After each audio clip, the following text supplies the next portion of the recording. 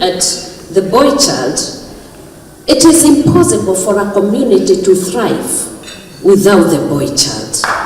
Because he's a seed carrier, he's a leader, he's a father. And therefore, if we are going to have thriving communities, we must make sure that the boy child is in the center and his dreams and vision are validated. And that is the work I'm actually trying to do. When I went to the universities in Nairobi, I found that drug and alcohol and abuse and substance abuse was very rampant. And to my very surprise, that 1 year they had lost 55. They had committed suicide. And I asked myself, as a mother, would I just sit back, watch a generation being wiped by substance and alcohol abuse and do nothing? And that is when I started the advocacy and decided to become the boy child champion. And what we are doing is we are going out, and I must thank the government, most sincerely, the president, the deputy president, the minister for interior.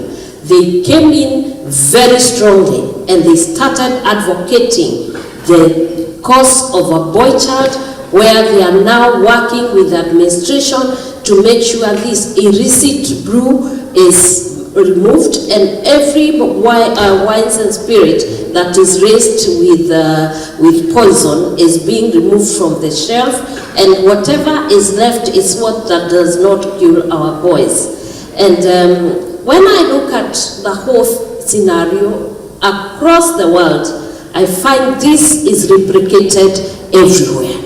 And if I have to advocate for you girl children, now don't be jealous, I can tell you, when I mitigate the case of a boy child, I'm actually speaking for the girl child. Because where you go and find gender-based violence, it has something to do with that era that we created. Because when you get married to a man who has not gone to school, and you have gone to school, he sees you as not as an asset, but a threat. And that starts the gender-based violence. So the moment we address the issues of getting this boy child to get the access to education and being respected and honored, and the dreams being validated, when he goes up to the level that you are going to have balanced families. And therefore, when you hear me talk about it, it is so important.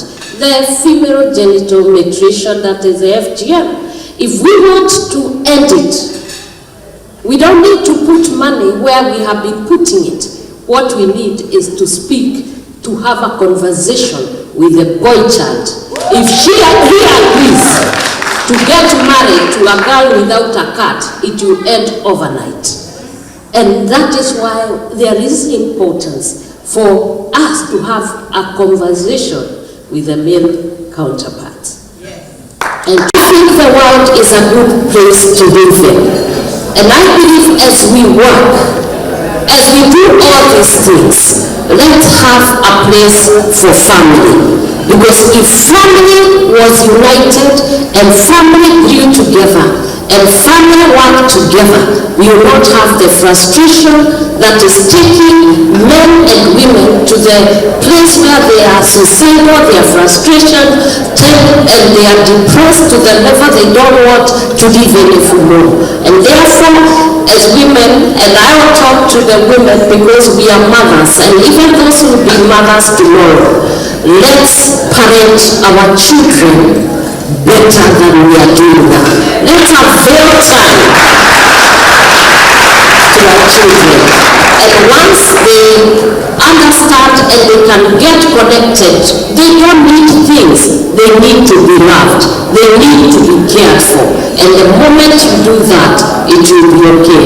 Women folks, also, let's respect and honor our husbands.